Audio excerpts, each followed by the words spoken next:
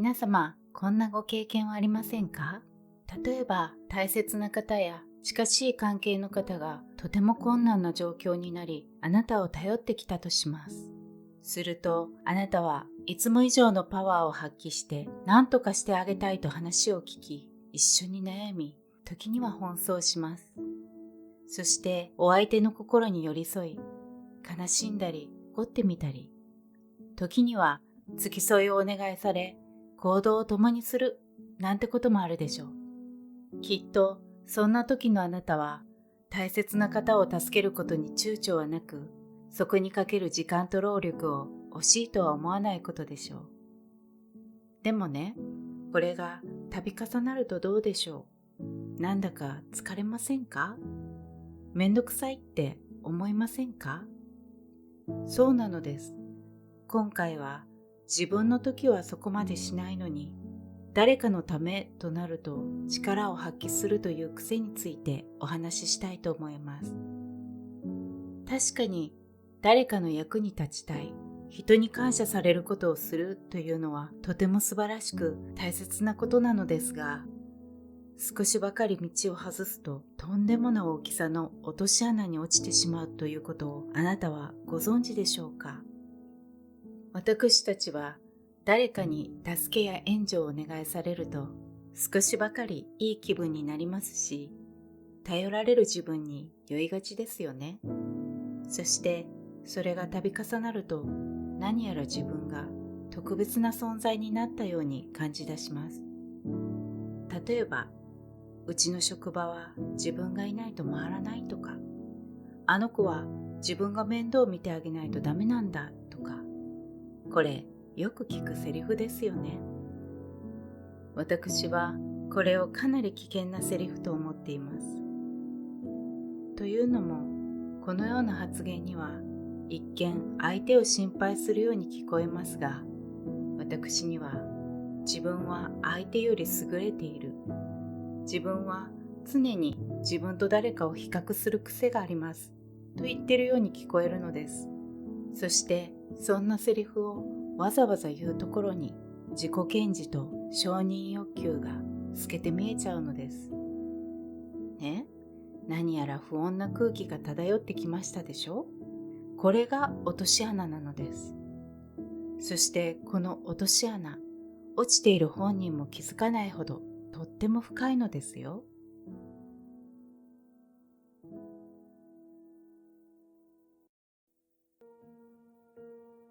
さて、この落とし穴、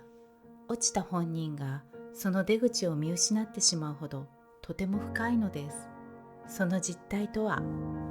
同じ行動でも心の底から誰かを助けたい、人の役に立ちたいと望むことと、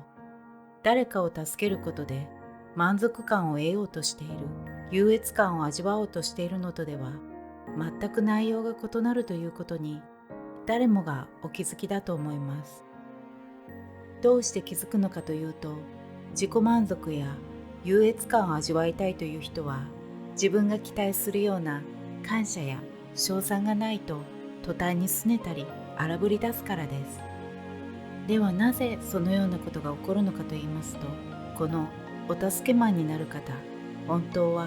人助けをする余裕がないのです。でも当のご本人はそのことに気づいていませんから引き受けてしまいます。それはいつもの癖だったり、断る勇気がなかったり、あるいは頼りがいのあるイメージを保つためであったり、称賛や羨望の眼差しを得たいがためということもあるでしょう。いずれにしてもどれもこれも難ありですよね。そしてここからがお助けマンをしているご本人が気づかない最大のポイントです。それはご自身を特別な存在と感じたいときや自尊心を満たしたいときはいつも他人を必要とすることです。全くもって本末転倒、自立とは程遠いですよね。ね、とっても衝撃的でしょ？もし心からご自身を特別な存在と感じたいなら、あるいは良い気分を味わいたいのなら、あなたの自尊心を満たしてくれる誰かや、あなたをお助けマンのようだと認めてくれる誰かは、全く必要としないということをぜひ知っていただきたいのです。なぜなら、あまりにもこのような状況に慣れすぎてしまうと、あなたは完全に自立できなくなってしまうからです。一見すると、助ける側と助けられる側なら、お助けマンの方が勝っているように見えますが、不幸な誰かを探し、そして彼らのお世話をし続けるというのは、結局その弱くてお世話しないといけない誰かがいないと成立しない世界なのです。全然勝ってないし、全くもって優位でもない。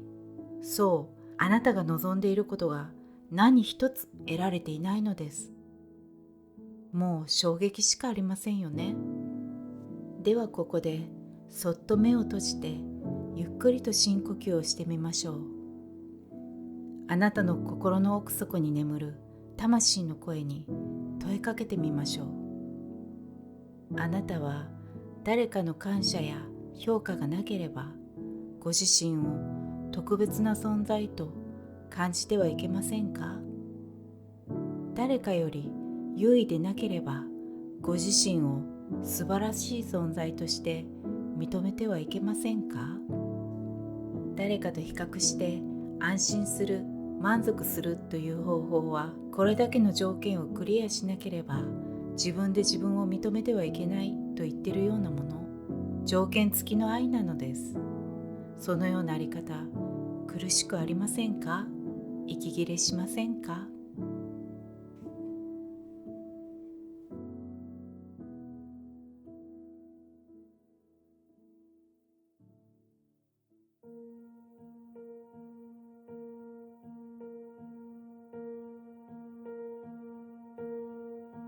条件付きの愛はどうしてこんなにも苦しいのでしょう。それはありのままの自分では人に認められない、尊重されない、愛されないと常に自分のお尻を叩き、まるで競走馬のように走り続けるからなのです。そんなあなたはヒーローという名の競走馬。勝ち続けないと意味がないなんて、そりゃ苦しいし、息切れするのは当たり前ですよね。そして残念なことに、苦しい思いの中で走っていても、あなたの愛や思いが認めてもらいたいと思う誰かや社会とずれる時があります。そのような時、あなたはどういう反応をするのでしょう。認めてくれないからと拗ねたり相手を攻撃しますか？もしそうなら、お相手はいつもあなたを認め受け入れなければならない存在なのでしょうか。お相手の尊厳や気持ちはどうなるのでしょう。あるいは認めてもらうことを優先させ、お相手が望むようにご自身の気持ちや思いを譲ってしまいますか？ご自身の本音をなかったことにしますか？もしそうなら、ご自身の本当の気持ちは一体どこへ行くのでしょう。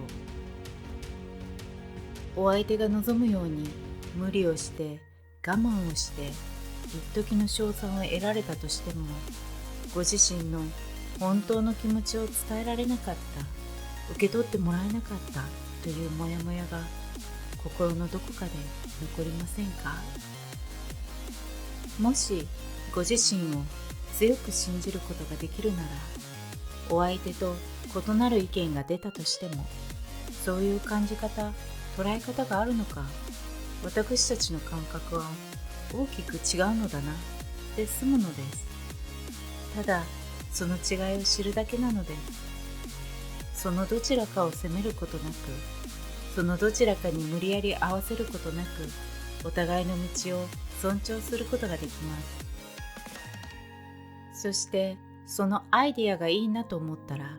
そこで初めてお相手の価値観を新たな見解や世界観として取り入ればいいのです。お相手の意見をご自身に採用なさってもいいし、なさらなくてもいいのです。それを決める自由を持っているということを忘れないでいただきたいと思います。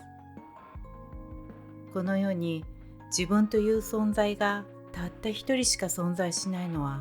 なぜなのでしょう。一人一人が個性を持って生まれ育つのは何故でしょうか。それはどの命も皆尊いものであり、美しく輝くものだからこそ自然淘汰されることなくこの宇宙に存在できるのではないでしょうか。お釈迦様のお言葉に天上天下唯我独尊とあります。この意味は、私という存在は自分に何かを付け加えて自分を尊い存在とするのではなく、また他の何かと比べて自分の方が尊いとするのでもなく、ただ命ある存在としてすでに誰とも変わることができない尊い存在であるということを表しています。